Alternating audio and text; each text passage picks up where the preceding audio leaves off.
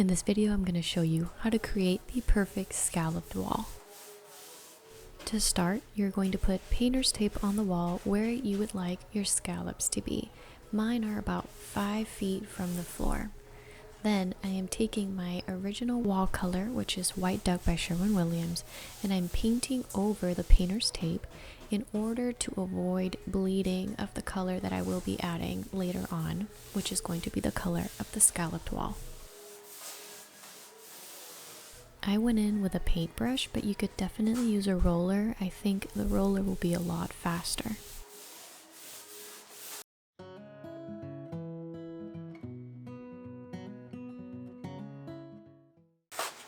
This beautiful pink is called Innocence by Sherwin-Williams.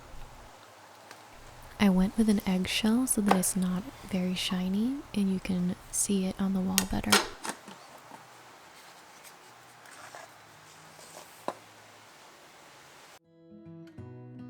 The next few steps are pretty self-explanatory. I just painted the wall with this Innocence shade up to the painter's tape, and as you can see, it is a very crisp and sharp line because we did this little trick of painting it the original wall color first and then going on top of that with the shade that you wanted for the scallop wall.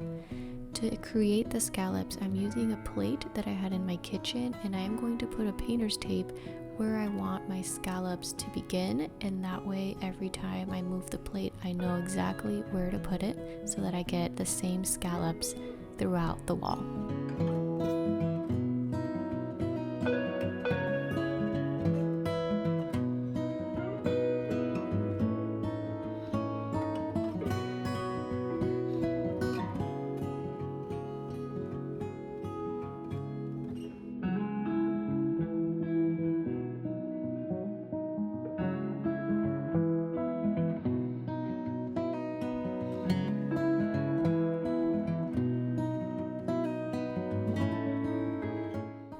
I'm using a pretty big brush to fill in the circle with the shade of Innocence.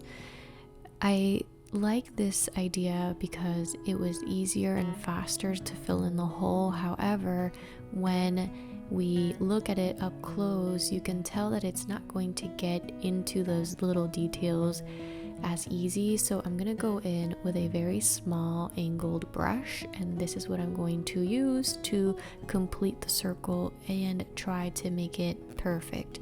This is me with my happy dance because I finished it. It took me a little bit, and then I went ahead and added some circles. I did this by cutting a sponge into a circle shape and then just acting like it's a stamp, and I just dipped it in the paint and stamped the little circles. In order for it to stand out a little bit more, I went in with a chalk marker and I outlined everything just so that it could stand out a little bit better, and I think it turned out beautiful and girly and dainty, and it would be perfect for any little girl's room or nursery.